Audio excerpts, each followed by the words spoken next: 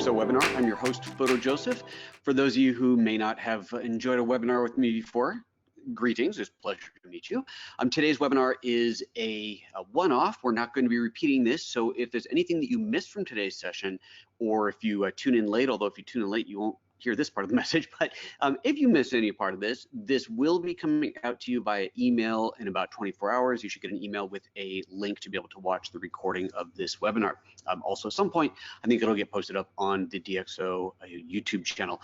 This is just, as I said, it's a one-off. It's one of many webinars, and just to remind you that there are more of these. If you go to nickcollection.dxo.com/webinars, you will see a whole series of these being put on by myself and Mr. Dan Hughes, and there's the ones up here only on the website right now only go to the 12th of August, which is, wait, is that today? Oh, that's today's. Excellent. Well, there are more coming. I don't know why they're not on here, but there are more. You may have gotten a newsletter that has them. Please do register for some more of these if you enjoy this sort of thing. Throughout today's webinar, I will be answering questions in real time as we go. If we get a quick little shout out in the chat room, just say hello, tell me where you're calling in from, and let me make sure that you guys can hear me okay. I got one person saying sound is very bad. That's interesting. Is anybody else having audio issues? We've got one person reporting audio issues. Please let me know. That would be very odd. Sound is fine. Sound is fine. No. Okay. So for you, Mr. Warren, who's having issues with the sound, maybe consider resetting your speakers or even logging out and back in again. Okay. Loud and clear. Everybody can see and hear me fine. In that case, let's get this thing going, shall we? Let's get rid of Chrome here. And we are going to be working primarily out of PhotoLab today, and of course with the Nick collection. Now, if you have already purchased Nick Collection 2, then you undoubtedly have noticed that Nick Collection 2 comes with PhotoLab, what is it called? Not the Elite Edition. The Elite Edition is the big one. Comes with the Essentials Edition. There we go. So there's Essentials and Elite. And the primary difference between the two is the prime noise reduction, which I actually am going to show you today, just to kind of show you what some of the differences are in there. But we're going to be working within here and then going into the Nick collection as well, into a couple of the plugins. I'm going to be working with 3 different pictures today, taking 3 different approaches to noise reduction, elimination, disguising, and so on. So again, in case I didn't say it in the beginning, today's session is all about dealing with high ISO photos. How do you deal with that? And it doesn't necessarily mean getting rid of the noise, because sometimes getting rid of the noise isn't the best option. And as far as I see it, there's really 2 directions to go when you're dealing with a high noise image, other than obviously just leave it alone. There's the elimination direction. You're trying to get rid of as much noise as possible. And then there's the disguising it direction, where you are trying to cover it up or mask it or otherwise hide it, typically using a grain effect. So if you have a noisy picture and you add a film grain on top of it, then you can hide the noise. The noise is still there, but you're kind of hiding it. And so you can do either one of those, and of course you can kind of have a combination of them. So that's exactly what we're going to do in today's presentation. I've got 3 different pictures in here. This one that's up on the screen right now of the lion, of the tiger rather, we're actually going to go for the elimination aspect. I'm going to try and make it as clean as possible, and we'll see what the end result of that is. This one here, I'm going to do kind of a combination effect. This is a family photo. It's not a fantastic photo. It's low light. It's not even tack sharp and focus. Super shallow depth of field, very dark. They're actually watching the fireworks. That's where the light is coming from. So it's a rough photo to work with, but I really love the shot, and so I'm going to see what I can do to save that. And we're actually going to start with this one here, which is an extremely high ISO. This one is 51,000 ISO, 51,200. And for this one, we're going to go down the disguising it route. So 3 different photos, 3 different approaches to noise reduction. Again, if you have questions at any time throughout this presentation, just drop them into the chat room. I will be popping over there occasionally and taking a look at the questions that are in there. Someone saying they're not interested in PhotoLab. Well, it comes with the Nick collection, so we're going to see a little bit of that today. Now, we're going to start, as I said, with this photo here. The left-hand side of the photo, she's blown out and not even in focus, so we're going to ignore her. We're really focusing on the main subject, this girl here. And I'm going to pull this photo up in 2 different apps, in PhotoLab as well as in Photoshop Camera Raw. And the reason I'm doing this is to show the difference in the native noise reduction. This is just what you get straight out of the software when you open it. No other clicks, no other enhancements made. This is just what you get. So you can see here, it's quite a noisy image. You can, especially if you look at her face, and the background here is a really good way to see it. You see a lot of noise happening there. It's clean noise. It's not colored noise. That's great. The software has gotten rid of that, but it is noisy. And if we look over at PhotoLab, you can see it's still noisy, but less so. It is definitely a cleaner looking image. So that's just a nice starting point, just to see the difference in there, to see that you do have that cleaner image to begin with. Now, the noise reduction is happening over here on the right-hand side. You see this noise reduction that's turned on, and right now it's set to HQ, or high quality fast. Next to that, you'll see the prime button, and the prime button is something that is only available in the Elite Edition. But underneath this, you have a luminance slider, so you can kind of adjust. It's basically the amount of noise reduction. And you actually have a magic wand to the right of this. I think for this image, if I click it, oh, it's cranking it all the way up to 100, which is kind of ridiculous, way too much. I mean, you can see here it's done awful things to our skin, so we're definitely not going to go that route in here. This is the one that I'm going to work on the noise by disguising it as opposed to trying to eliminate it. So I'm going to go back to its default of 40 because we do want some noise reduction, right? If I turn this off, let me just show you that. If I turn this off entirely, here's what the original photo looked like. Now it's an unfair representation because you never see the photo like this unless you manually disable noise reduction. All raw software, all raw decoders do noise reduction, and so you should never see a photo with all this color noise. Every app worth its salt is going to get rid of that. However, what it does beyond that is really dependent on how good the software is. And so this has done a pretty good job. Now, I do want to show you what the prime looks like because I know some people are interested in that. So I have to run a little trick here. I'm actually going to quit PhotoLab, run over to the Finder here, and I'm going to throw away my PhotoLab license and open up my Elite license in here and relaunch it. And that is going to allow me to launch the same software into the Elite version. And then I'll go back to the, actually it doesn't matter, I won't go back, but I would normally go back to the Essentials edition for the rest of the demo, but it doesn't matter for this. Okay, so same photo.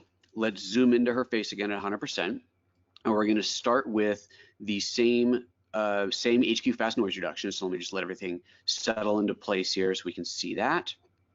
There we go, so you can see it's on her eyes there. Now watch in this window here, the small window. When I apply the HQ fast noise reduction as I have now, it will first draw in the small window and then it will update on the main screen.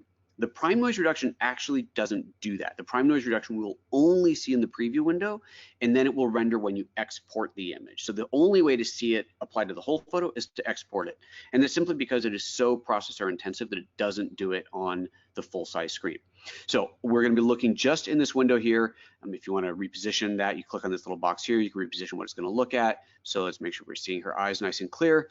And then I'll hit the prime button, give that a few moments to render.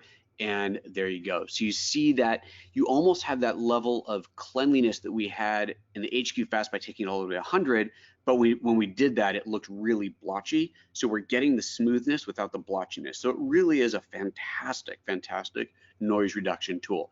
But since if you're a NIC2 collection user and you don't have that, we're not going to work with that. We're going to work with what you do have. I just wanted to show that to you to show you what the difference is. And there is an upgrade path. I'm sorry, I don't know what it is, but there is an upgrade path to go that way if you want to. Okay, so we're starting in here with this photo. I'm going to do a couple things to this picture before I send it off to a filter. Primarily, I'm going to crop it because, as I said, I want to get rid of that other girl in there, the other subject. So let me just, grab the crop tool. I guess that'll do. In fact, let me change the aspect ratio of that. I'm just going to go for a, where are we? Unconstrained aspect ratio. Crop this how I want to. I want to get rid of that other hand and maybe pull it in a little bit on the side here. Call it done. Okay, hit done on there. And let's see, don't want to do anything else to this. The shadows are a little bit on the dark side in here on her shirt. She's wearing a black shirt. The sun is, or the light is behind her. It actually is sunlight, it's natural light. So I'm going to lighten that up a little bit. I'm going to use the Dxo Smart Lighting. And the reason I'm doing all of this here, as opposed to just doing this in the plugin, is because I am still working with a raw file. From PhotoLab, when I send this picture off to the NIC collection, it is going to get rendered out as a 16-bit TIFF file and sent off, which still gives you pretty much all the latitude of the raw file, but I'm in raw right now. I just want to take advantage of the raw file while I've got it. So I'm going to go ahead and bring up the smart lighting a little bit. I'm trying to bring up some details in her shirt here. I don't want to get too crazy in there. Yeah, I think that's looking pretty good. And then I want to point out another problem with this file. Again, remember, this is a bad file. This is a bad picture, frankly. It's super high ISO, 51,200. It's in focus, but it's so noisy that we're actually not seeing it all that sharp, which is unfortunate. And also the sunlight on her face on here is so bright that it has actually blown out her nose and her forehead a bit. If I was to take the exposure down And this is, by the way, this is how I would always check a file like this. If I just want to see before I go anywhere else, if there is detail in those blown out areas, I'll take my exposure slider and just drag it down. And I'm not trying to fix the image at this point. I'm just trying to see if there's any detail in the highlights. And if I take the exposure slider way down on here, we'll see that in fact there isn't. We can see that this is definitely clipped in there. So what that tells me is that I've got something else I need to hide, I need to disguise. This is, let's say this is the only photo I have, I love the photo, whatever reason, this is the one that I'm working with, so I've got to do something about the noise, and I've got to do something about that clipped highlight in there. So that's what we're going to be working with. I think that's everything I wanted to do in this photo before I moved on. Let's see here. Oh, maybe do a little bit in curves. Let me pull out of this a touch and see, do I want to lighten anything up in curves a little bit? Maybe bring up the shadows a little bit more, although the Smart Lighting did a pretty good job of that. We're gonna call it a day. Okay, so now let's send this thing off to one of the Nik collection plugins. So to do that from the Photo Lab, you just click on the new Nik collection button right here, and we are going to do this in Silver Efex Pro 2. Now, so I'm gonna be converting this to black and white. Now, for me personally, if I'm going to add a lot of noise, a lot of grain to an image, to me that translates best in black and white. Now, obviously, this doesn't work for every photo, and you can clearly do this with color photos as well. But I feel like as a viewer, we are more accepting of seeing a lot of grain in a black and white image. We are used to seeing high grain, high ISO black and white photos, whereas a high ISO, high grain color photo tends to be, it has kind of a negative connotation to it. We don't really like that as much, but a lot of grain in black and white, it's like 2 thumbs up. That's just cool. So, you know, maybe it's a personal thing, but that's how I feel about it. So I'm going to take this one into black and white. What happened to my, oh, there it is. My GoToMeeting thing disappeared. I thought I might have lost you guys. Take a quick look at the questions in here. Someone asked for me to touch on HQ versus Prime, and there you go. Someone says they're not seeing my screen. I'm assuming other people are seeing my screen, or I'd be getting a lot more people yelling at me. If you're not seeing my screen, look around in the interface in GoToWebinar. You should see no, okay, I got multiple people saying no image. All right, guys, confirm for me, do any of you see my screen? Or else we got a problem. It shows me that I'm sharing my main screen. Let's see here. All good in Austin. I see you. Yes, people see my screen. Okay, so for those of you who are not seeing the screen, look around on the GoToWebinar interface. There will probably be a button that says to toggle between views. You could view just me, just my screen, or both. I don't have the same interface you do, so I can't tell you exactly where to click, but that's what you got to do. Whew, man, that was close. And sorry for those of you who missed the first part of it. Again, you will be getting a copy of the video. A lot of people, okay, I got it. It's like 200 people telling me they can see my screen. Thank you. You will be getting a copy of this video afterwards. Okay, so onwards. Now I'm in Silver Efex Pro right now. If you are not familiar with Silver Efex Pro at all, let me give you a very brief tour of it. Essentially, on the left-hand side, you have your preset library. So we have all presets in here, and then there is a collections that are kind of broken down into collections, what they call classic and modern, and then there's the new on Vogue presets, which are part of version 2. Underneath that, you have your custom. So if you've created any custom presets, if you want to import any presets, you can do that. There's an import button down there. On the right-hand side, you have all of the actual adjustments. And every Nik filter, if you're totally new to the Nik plugins, every Nik filter does work a little bit differently, just as part of the nature of how they were designed and when they were designed, frankly. But this particular filter, this particular plugin, Silver Efex Pro, has a series of filters on the right that are always there. You don't take these away or remove them. You can turn some off, but you don't add or remove them like you do in Color Efex Pro, which we will also see today.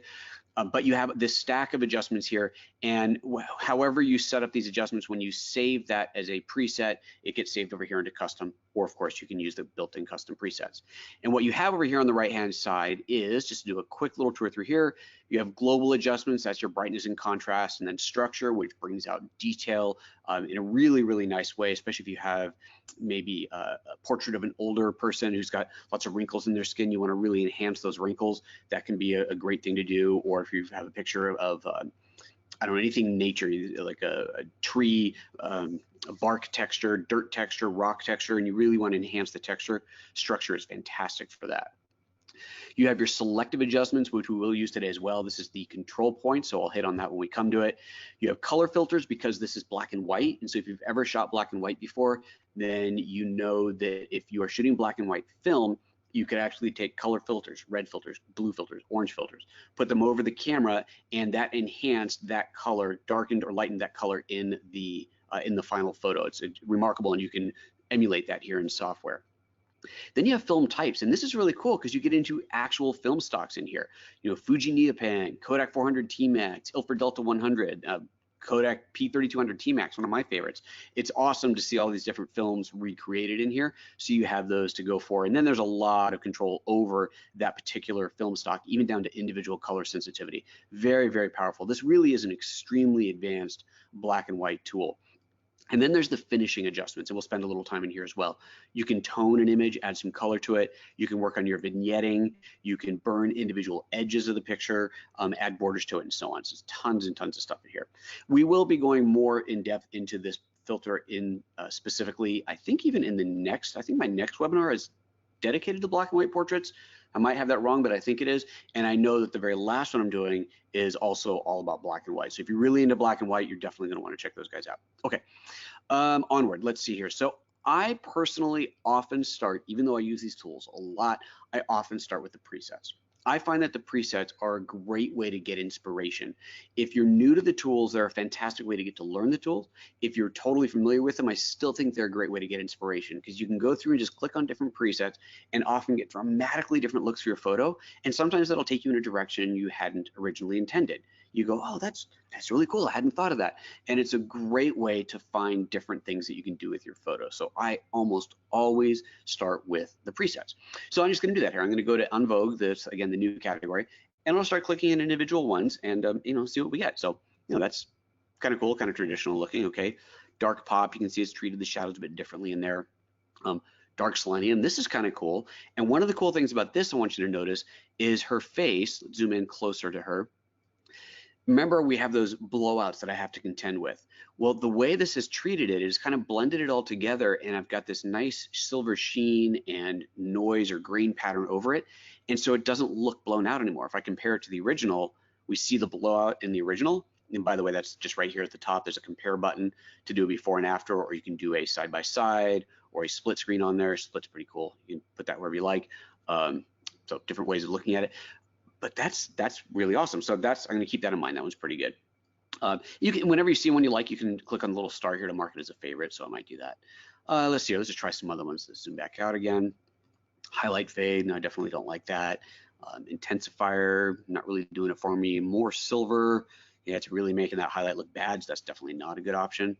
Ominous fade. Okay, this is looking pretty cool. It is also doing something good to the highlights in there, maybe a little bit too much.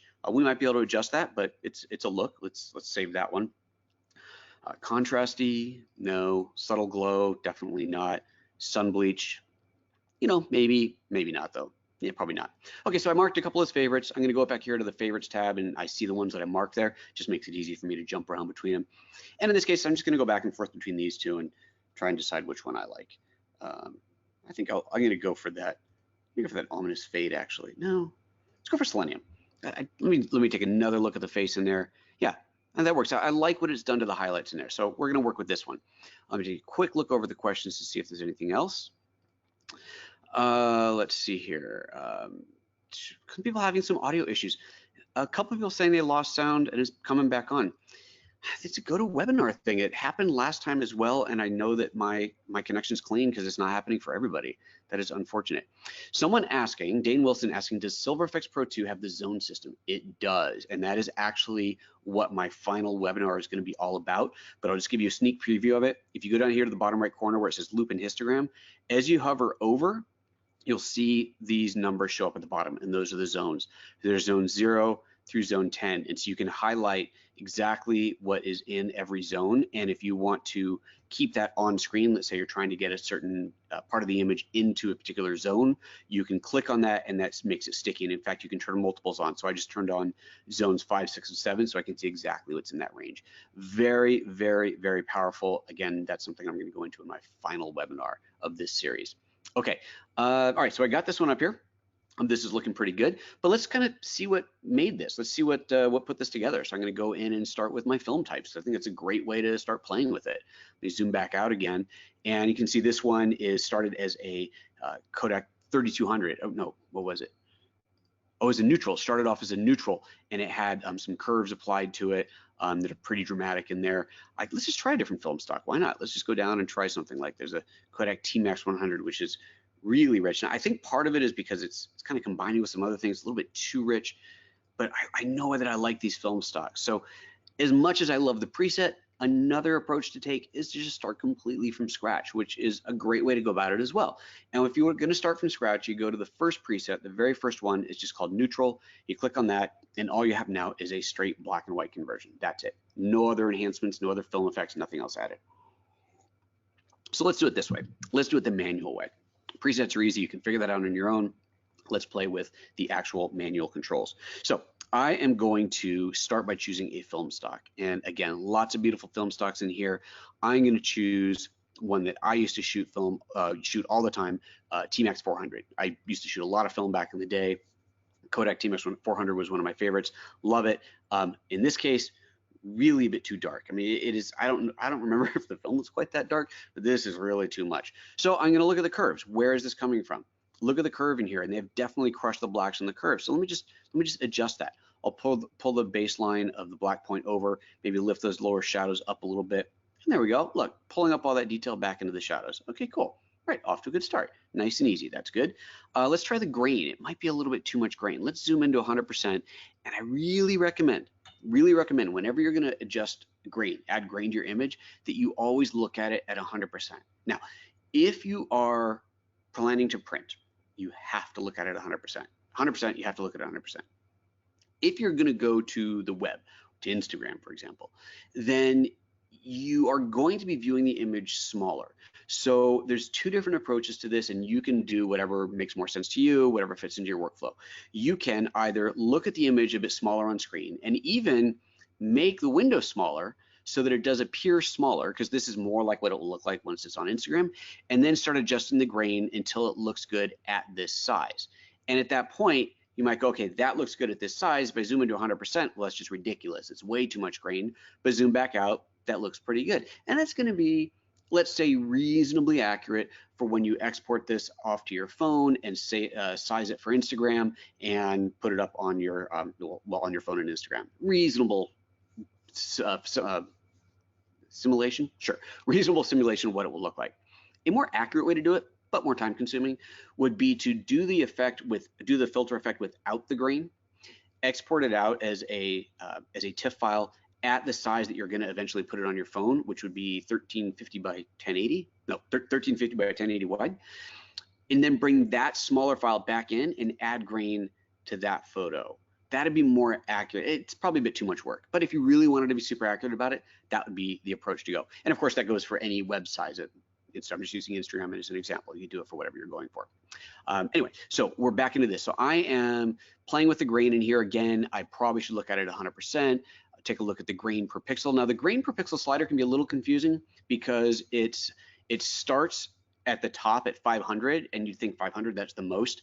It's actually, if you read it, it says grain per pixel. So, okay, they're not really putting grain per pixel, but that's kind of a way of counting it. And at 500, that's the highest setting, you're adding no grain. So it's a bit weird because it's the highest number, but you're actually not doing anything. If I took it all the way down to the bottom, 1 grain per pixel, suddenly the image becomes just a puddle of grain, puddle of sand. So that's the differentiation there. So what you want to do is the lower you put the number, the more visible grain you have. So you can decide, how you want that to look, and go something like that. Let's see here. We're doing pretty good. Let's see if we can do something with her face on there. Remember the whole blowout issue? Let's do that with the selective adjustments. So this is the control points, the U points they're also called. Control points are something utterly unique to the Nik plugins. And if you haven't seen these before, this is a fantastic way to work. So just in the event you've never seen the control points before, you probably have seen linear and radial gradients before. And even if you haven't seen those, you've certainly seen dodging and burning with a brush. And if you're gonna dodge and burn with a brush or do anything, paint, effect in, saturate, whatever, you're brushing. It's very inaccurate. You can go in with a masking tool, go in with like a pen tool and draw an outline of the area, maybe feather that a little bit and affect the area in there. Oh, it's a whole lot of work. Gradients, radial and linear gradients, are a pretty good way to go, because it applies the effect at 100% in the middle and then fades it out towards the edge of that radial gradient, or if it's linear, it's top to bottom or side to side, however it's orientated. but it's not super accurate, right? If you have like a radial gradient over a face, if I put a radial gradient over her face here, I really only want to affect this side of it, and I still have to go in with a brush and get rid of the stuff on this side, and how do I brush around the shot? It's a lot of hard work. What control points do is they create a mask for you in real time based off of the chrominance and the luminance of where you clicked. That is the color information, the colors of where you clicked, and the brightness values of where you clicked. And so it creates this mask in real time, and you can preview exactly what the mask looks like in real time as well. So here's how this works. I grab on a control point. I'm going to click on the bright spot over nose, and I do have a radius that's kind of a circle of influence, if you will. It does go outside of this circle, but less and less, and it really isn't super critical to have that on there unless you're trying to isolate very precise areas, but we're just going to put it right here on her nose. And then I haven't changed this image at all yet. And then over here to the right of the control point, there's this little box on there, and I click the little check box, and I can now see exactly what is being masked. Let's zoom out of this a bit. Whatever is white is being masked, black is not, and then of course any shade of gray in between is partially masked. So you can see it is just doing that bright side of her face and then a couple of these bright spots on the chain there. If I take this circle smaller, it is going to isolate it more to just her face. And if we zoom into this and I start dragging this around, as I move this, you'll see different parts of her face that are getting selected as I move the mask. And I know that what I want is that bright spot on her nose, part of her forehead in there, so let's maybe make it a little bit bigger. And that's what I'm trying to control in here. Okay, so now that that's in place, I can hide the mask and I can go in here and adjust it. And to adjust it, you do it right on the control point itself. So you've got 3 adjustments by default: your brightness, your contrast, and your structure. But there's a little triangle here. You click on that and you get a few more things: amplify whites, amplify blacks, fine structure, and selective colorization. If you wanted to like do that black and white photo with a red rose kind of thing, you could do that in here. And I'm just going to take the brightness down a little bit on her nose. See what happens there, pull that down a little bit, and it's working. It's still really bright. Remember, it is clipped in here, but it's kind of blending together in a way that I think I'm okay with. And so we're gonna call it a day. All right, so there we go. So I've got this image that was super high noise to start with. I have hidden the noise by adding grain to it. If I, just to drive that point home, if I take the grain per pixel, I draw it all the way back up, you can now see, and let me actually even look at this at 200%. Let's go a little bit tighter into here. You can see the noise. It's got that really sharp black and white pattern in there that looks like noise, not like grain.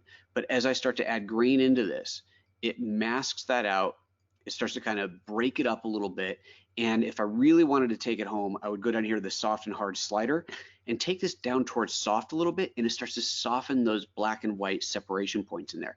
And it just really starts to make it look much, much more like film grain than like noise. And at that point, I've got something that I can sell as a believable high ISO image that was shot with film and not shot on a DSLR. So kind of fun stuff. All right, I'm gonna go ahead and save, apply this out, and this brings us back into PhotoLab with that black and white image. There it is right there. All right, is it loading? There it is, and there it is. Okay, let me take a quick look over the questions, then we'll move on to the next one. Joni says, I have access to my photo through ProLab, I suppose you mean PhotoLab, but don't see on Vogue in the listing of the preset library. So that is, remember, inside of the Nik plugins, every Nik plugin has its own presets. One of the new sets of presets, the new collections of presets, are called on Vogue. And that is in, let me think, it's in Silver Effects Pro, Color Effects Pro, Analog Effects Pro, and HDR Effects Pro. And I think that's it. I think it's just across those 4 that have those new presets. So hopefully that answers your question, Joni. If you still can't find it, let me know. Catherine is saying, will you be explaining how to use curves in Silver Effects at some point? That's something I will do more on that final one. I'll probably do it on the next one, which is black and white portraiture, but I'll really be hitting that hard on the final one that's about using the zone system. Okay. Let's move on. All right, so now we're going to go to the next photo. So this photo, the whole purpose of this one, once it loads, our tiger friend here, is to get rid of as much noise as possible. My objective here is to not add any grain, but just to eliminate noise as much as possible. And if we look closely at this picture, let's zoom into 100% on here. This is quite noisy. It's a little bit lower ISO. This one's shot at 25,000, lower ISO, 25,000 ISO. It's on a Micro Four Thirds camera. It's actually kind of an older one, a GX8, so it's a fairly older sensor. It's It's not as advanced as the latest Micro Four Thirds sensor, so it didn't handle the low noise quite as well.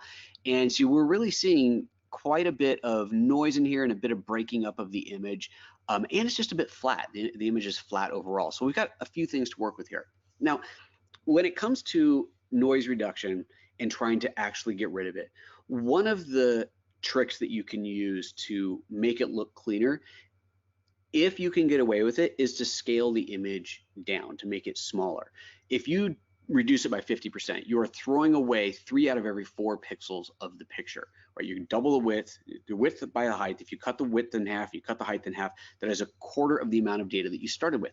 So you can hide a lot of mistakes. You can hide a lot of noise. You can hide a lot of artifacting by scaling it down. So it all depends on what your end goal is. In this case, my end goal isn't to have the biggest file possible, it's to have the cleanest file possible. So if that means a smaller file, so be it. That's the way it's going to be. So I'm going to take 3 steps to finalize this image.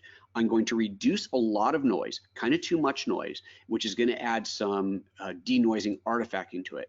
And then I'm going to break up that denoising artifacting by adding grain to it, not because I want it to look grainy, but because I want to break up the artifacting. And then I'm going to export it and scale it down, which is going to hide a lot of that, hide pretty much all of that grain that I will have added, giving us a cleaner image to begin with. So it's kind of a 3-step process. So we'll start in here with the, since we're working in PhotoLab today, we're going to start with the noise reduction on here, HQ fast. I'm going to put the preview right over the eye there. You can really see it in there. And I'm going to hit the magic wand button, which I already know is going to take it all the way up to 100, which is going to be kind of crazy. Probably a bit too much. I'm going to back it off a little bit, but you can see here what happens. This is the example of what happens when you take noise reduction too far. If I zoom out, here's kind of the crazy thing about it. If I zoom out of this, this now looks really quite clean. But we know that it's not because we're not actually looking at the whole thing. But this is giving you a clue already as to what's going to happen when I scale the image down on export. I am going to actually hide a lot of that artifacting. But for now, we're looking at it. We've got the artifacting in here, so it's a bit too much. I'm going to scale this down to about maybe 90 or so, just to take a little bit of that edge off. Basically, what I'm trying to do is I want to find the point where the noise is gone, and I don't want to go any farther than that. And actually, right about, let's say, around 80 actually works pretty well in there. Okay, cool. We got that. Next, the image is too flat. We already knew that. We talked about that, so I'm going to fix that with curves. Go down to the curves. I'm just real simple. I'm going to do a little S curve. Take the shadows, pull those down a little bit. I don't want to go too far in here. I'm watching my histogram over here. I don't want to shove everything off to black and end up clipping anything. I'm going to pull my shadows down a little bit, maybe pull the highlights back up a little bit. And yeah, that's looking pretty good, right? Okay, we're off to a good start again. Zoom in to 100% just one more time. Look at our tiger's face. Again, you can see that denoising artifacting. See, look at it closely here, just to really drive the point home. Going to 200%. See the weird patterns that we're getting in there? That's part of the denoising. So the noise is, for the most part, gone, but we're now left with this weird artifacting. That's the kind of stuff we're going to get rid of in here. Okay, so I'm going to now take this off to Color Effects Pro, and we're going to work in there. While that's firing up, let's see if there's any other questions that have come up. Joni, you're looking at Silver Effects and don't see on Vogue, then I would recommend reinstalling. I'm assuming you're working with Knit Collection 2. It was just released, what, 2 months ago or something now.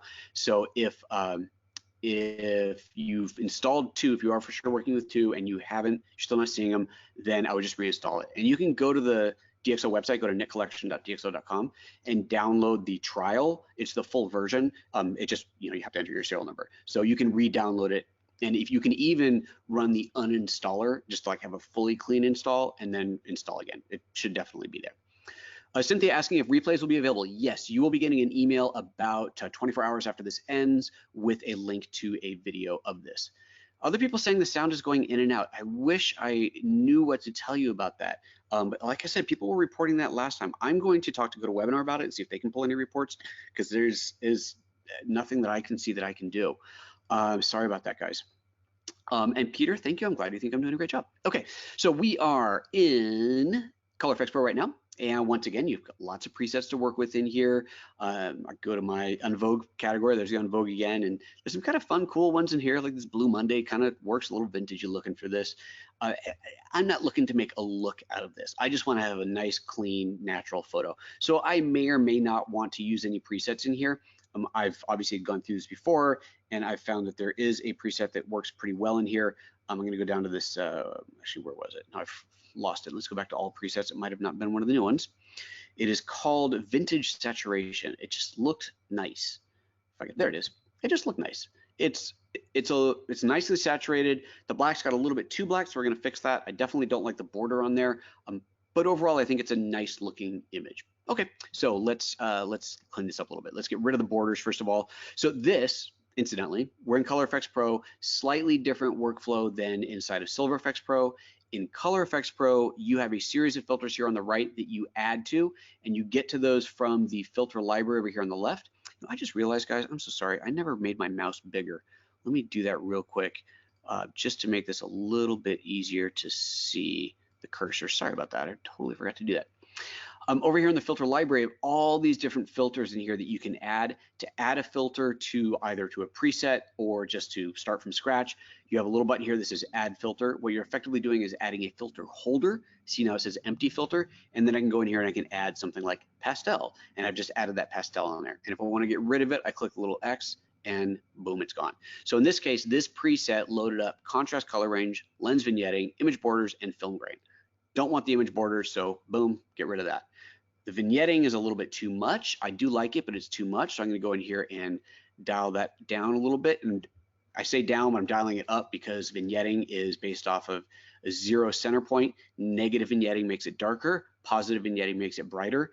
I do want the darker edge, but not much. It was just a bit too much. So we'll just change that up a little bit in there. And then the grain, the film grain that it has, this is where I want to pay close attention. So I'm going to zoom into 100%, and I want to add just enough grain where it breaks up that artifacting from the noise reduction, but it doesn't actually look like I'm adding grain. It's going to be a fine point to find, a fine needle to thread. So as I'm playing with this, and I don't know how well this is going to translate to your screen because of internets, but I am trying to find that fine threshold there, and right about there. Pull it up a little bit. No, it was definitely better down here. Say right about there. Right about 350, we are seeing, if you look at his nose, that was the area that I was really focusing on. Look at his nose in there. I'll do a compare. In fact, I'm going to do a split screen here so it has time to draw in the event that it's taking time to get to you. You can see on the left here, there's definitely some of that weird cross-hatching coming from the denoising algorithm, and on the right, it's gone. Now we are seeing a little bit of grain in there, which I didn't want, but again, I'm going to output this at half the size, and that is going to hopefully eliminate that. So I think this is pretty good. So I'm going to go for this. All right, hit save. It's going to render out. And now the final step. And you don't have to do this final step, right? I mean, this looks pretty good right now. Go to 100%. I mean, that looks pretty darn good. If we select the right one, it'll look pretty darn good. There it is. That looks pretty darn good. But again, my goal here is to get as clean as possible. So I'm going to click on the export to disk. If this says something else other than export to disk, click this little share button next to it. Whatever you choose here, the last thing you chose shows up as a button there. So export to disk, I've already done. So I click on that. There's different presets that are included in here. You can make your own presets in here. I'm going to scale this, so enable resizing. Curiously, there's no percentage. You can't say 50%. I don't know why, but here's my resolution. The original image is 5184, so 5184 divided by 2 is 2592. So boom, I already typed that in, 2592. And I'm going to export this out. So process as JPEG and export, 95% quality, and it's going to go to the original image folder, which means where the original image is, it's going to go there, which means that it's actually going to show up in DxO PhotoLab right next to the original. So there's the TIFF, and there's my new JPEG. And so now that one at 100% looks much cleaner. It's obviously still not as good as if I shot it in ISO of 100 or 400, but it is so much cleaner than the starting point. Let's go back, in fact, to the starting point here. We'll even zoom this out to 50%, and you see where we began and where we ended. And it is a, well, I guess I have to do that one. I have to toggle back and forth. And that is a much, much cleaner looking image. So that is yet another approach. So we've seen the completely let's just hide the noise approach. We've seen the let's get rid of the noise as much as possible approach. And now we're going to blend the two. And for the final picture, this one here, we're going to do a bit of both. And for this photo, I'm not necessarily trying to make it, oops, wrong button. Not necessarily trying to make it as super clean as possible. I'm not trying to make it look as natural and realistic as possible. I just want a nice image because I really love the photo, and this is something that I want to be able to maybe even print and put on my wall, or at least have on my phone as a nice looking clean shot, et cetera, et cetera. So my goal here is just to find a nice happy medium to make this look good. Let's see if there's any other questions here before we move on. Lots of people saying sound is fine there. I'm glad to hear there's no problems with sound, so it is definitely only some people. John Keller, is batch processing difficult in DxO PhotoLab 2, and are the plugins usable in batch processing? Okay, I know how to batch process using Photoshop. You set an action for the filter. I don't use PhotoLab every day, so batch processing out of PhotoLab, I don't recall. I honestly don't recall, which is a great segue for me to tell you guys, if you have any questions that either I can't answer, like this one right now, or that you think of after the show is over, feel free to hit me up on social media. Twitter is best. I'm PhotoJoseph everywhere. If you go on Twitter, search PhotoJoseph, you'll find me. Publicly ask me there, and I will find out. I won't remember after this, and of course I don't know how to reach you, John, anyway, but if you hit me on Twitter, I will find the answer for you. At least if there is an answer, I'll get it for you and respond there. So that's for any of you who have any questions that either don't get answered or you think of them later, hit me on Twitter. That is the best way. Pardon me. And Lucy says, I have the Elite and Nick too, but Nick does not appear on the right side of the application. That is interesting. You should see that button there. So I don't know, that might be a DxO support issue. If you're not seeing this button here, then that sounds like a DxO support issue. I'm sorry. Okay, onward now. This image here. So we're working with this photo. If I look at it 100%, we'll see, first of all, let's see, this was shot on a Lumix G9, it's 25,000 ISO. It's a 15th of a second, so it's already kind of a long exposure, so any movement that was happening is gonna be a little bit blurry. Focus, I might have nailed focus on him, on his face, but this is a very, very shallow depth of field lens. I know this because there's no lens data in here, which tells me I know exactly which lens I was using. It is a 25mm f/0.95 manual focus lens, and even though he probably is in focus, she definitely is not because of that super shallow depth of field. It's not up by much, but it's off a little bit. So I gotta work with what I've got. So let's go ahead and start with a bit of base noise reduction. We'll go over here to the HQ noise reduction, and of course it's already on a little bit. If I turn it off, then there's the completely unreduced image. Again, you would never actually see that, but just showing you what it started as. And if I hit the auto button, I think it's also going to go up to 100. It seems like the auto button is just to take it to 100 today, but we do that, and this is no good, right? I mean, this is just awful. It's really done awful things to his skin. It's got these weird blotchy colors coming through, so clearly that's no good. In fact, I have played with this slider already, of course, on this image, and I think that the default position of right around 40 is actually pretty good. It is looking about as clean as I can expect it to get on this image. Maybe we go a little bit more. Let's try just a little bit more. Let's try like 60 and see what happens in there. But I don't expect much to happen. Part of the problem is because it's, let's split the difference. Let's go to 50. Because it is a little bit soft, partially because I might have not nailed focus, partially because it's a 15th of a second, partially because the kid's moving and there's the noise, like all these different reasons. The noise reduction, it looks even worse. It ends up making it even more blocky and awful. So it's, yeah, you work with what you got in here, but that's the point of today's session, is to take an image that is not that great and try and do something nice with it. It's a bit dark. Let me take a look at the curves on here, see if I can lift this up a little bit. There really isn't a whole lot of shadow detail in there. So I think what I'll do is just lift up the shadows on their own. That's a little better. At least we get his jacket coming in a little bit. Don't want to go too bright on there. I just lift up the shadows just a hair. It's good enough. Okay, and Nick Collection, off we go. I'm going to use Analog Effects Pro this time, so we're going to go for a little bit more of a kind of vintagey old picture look. We'll see what happens. All right, once again, once it opens, I'll be playing with presets. So this tool works slightly differently than the ones before it. This tool has something called a camera generator. We've got to wait for it to finish, where you can add different tools to create a camera. It's just another preset. Top right, top left, I lied to you, top left. Classic camera, open this up, you see there's all these different buttons of different types of cameras that are built into this. You got color cast cameras, and you've got wet plate cameras, and you've got multi-lens cameras. You got all kinds of fun stuff in here. And then on the left, you have individual tools. Now, this is a little bit of a weird way to work, which is why whenever I show this tool, I like to point this out. If I click on any one of these, it's going to replace everything on the right. So if I go back into Classic Camera, I click on one of these presets, Classic Camera 5. It has added basic adjustments, dirt and scratches, lens vignetting, film type, and that's it. Okay, so that's what it's added in here. So then I go in here and I go, oh, let me add, let's add light leaks to it. And I click on light leaks, and everything is gone except for light leaks. Oops, not what I wanted. So I'm going to hit undo. And the way that you add an individual one is you have to first go into the camera kit where it says build a camera.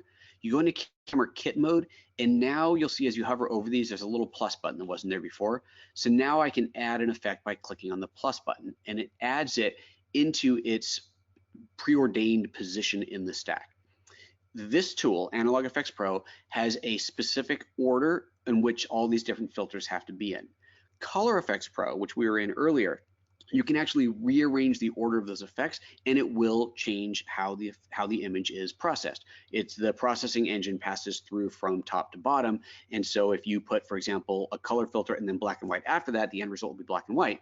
Whereas if you put a black and white filter and then a color filter on top of that, you will have a black and white picture that has been colorized. So there's a difference in the order of stacking in Color Effects Pro. However, here in Analog Effects Pro, it doesn't work that way. In Analog Effects Pro, there is a preordained order to things. So just to understand some differences in the tools. All right, so I'm going to go into the vintage camera presets. There we go, vintage camera. And you know, I'm going through and clicking on these, and there's some kind of cool ones with flares and borders and all kinds of fun stuff. And in the interest of time, I will just click on the one that I know is the one I'm going to work with. This one here called Vintage Camera 4, which is, I think, a nice starting point. Let's let it load. Get ahead of myself here. While that's loading, let's see if there's another question that came up. Oh, Mary says, thank you. You can see the cursor now. Sorry, I should have done that sooner. Deborah says, when adding multiple filters, sometimes I get a blue cast. How do you get rid of that? It's going to depend on the tool you're in. Sorry, that might have been back in the Color Effects Pro. If you're getting a blue cast, a color cast, there is actually a color cast reducer tool in Color Effects Pro. So if that's where you were, look for that, put that at the end of the stack and see if that will help get rid of your question. Melody asking about the upgrade paths. As far as upgrades for when you bought and when you can upgrade and free upgrades and all that, I have absolutely no idea. That is a DxO question. You have to reach out to them directly. I'm not an employee of DxO, in case you hadn't, if I didn't mention that earlier. So you'll have to reach out to them directly. Go to their website. They've got a support system in there that's really good. Okay, so I like the look.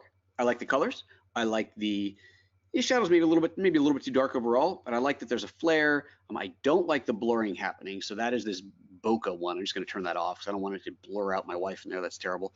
I like the lens flare idea, but I don't like this one. So I'm going to go to the light leaks, and you'll see there's a whole these different light leaks in here. So I just start clicking on different ones and pick one that might be cool and just try and see what happens. And when you load one as well, you can move it. So you see this little crosshair that pops up there. I can grab this and move it around.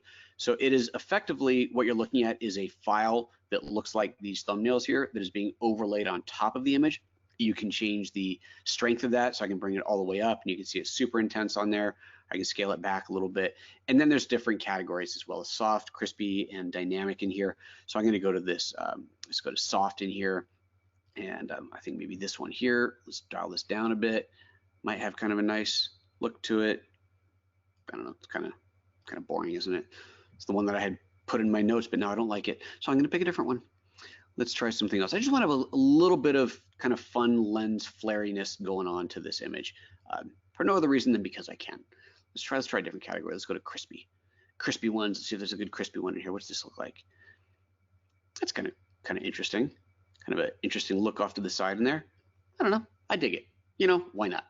Hey, we're playing here. We're having fun. You can do whatever you want. Let's say right about there. That's kind of good.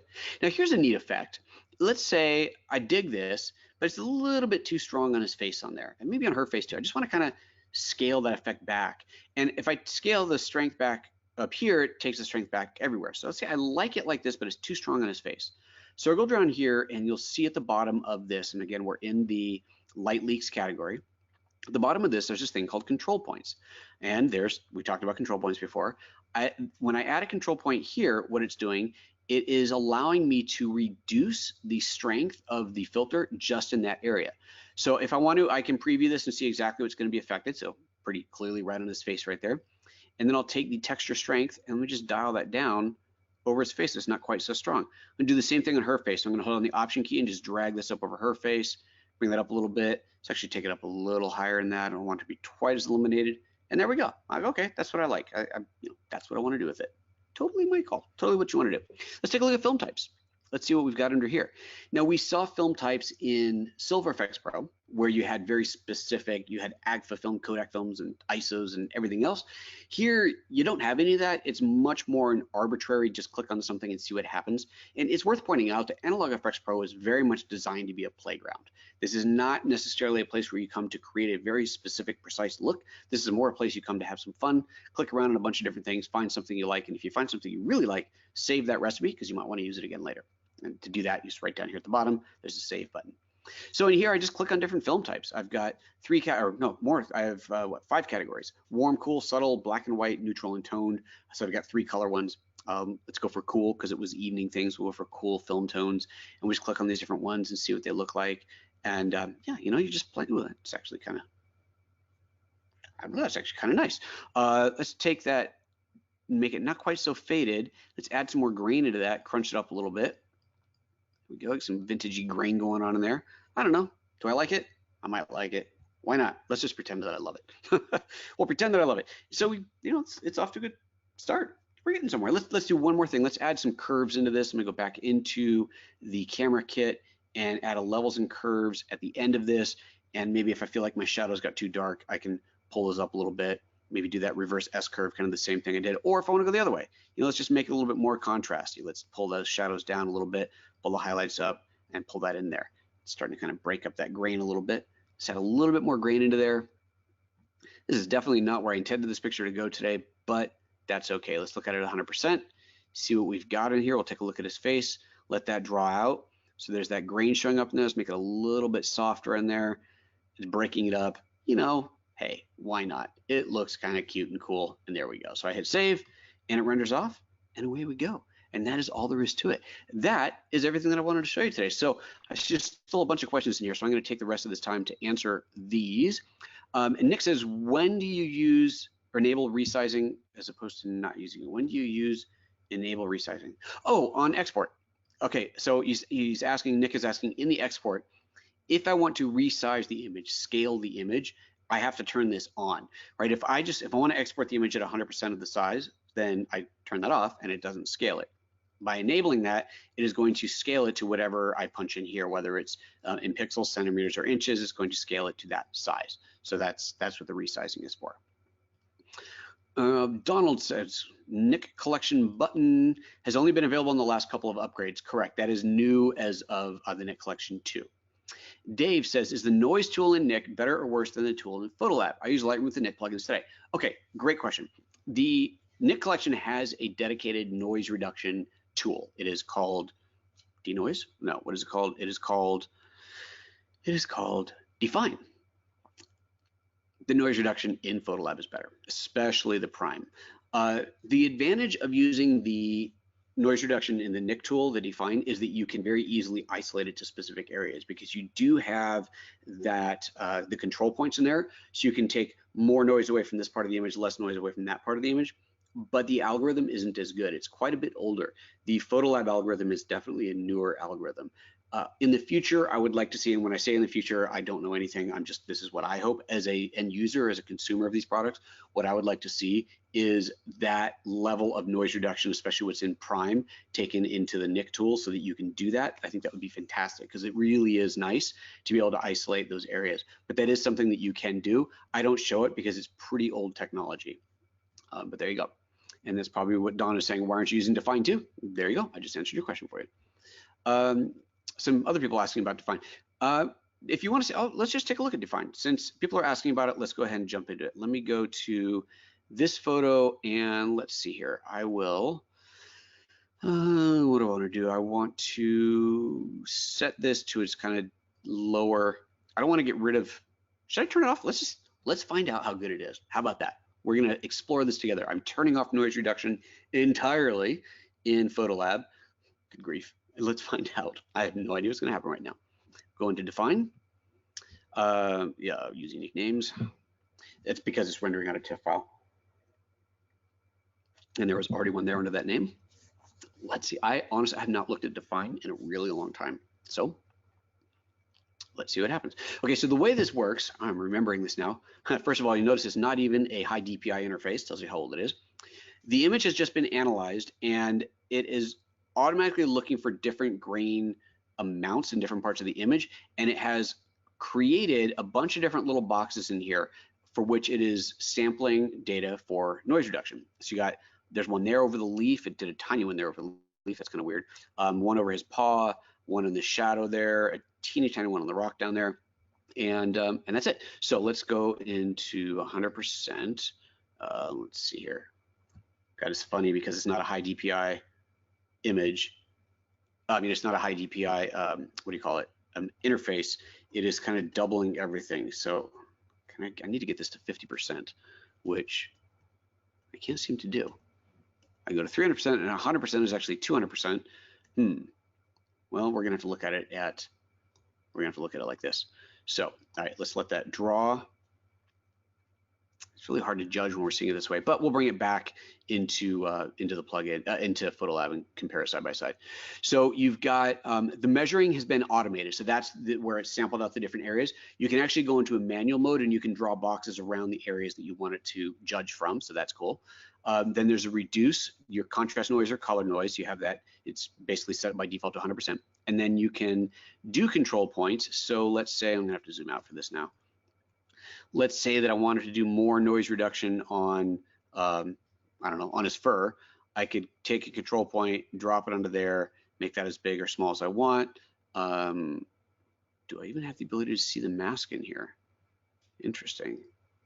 I do not have the ability to see the mask in here. Okay. And then do my noise reduction. I'm going to have to look at this 100%, which means I have to look at it at 200%. And from here, I could do color. So it looks like we're still getting a lot of color noise in there. So let's take the color noise.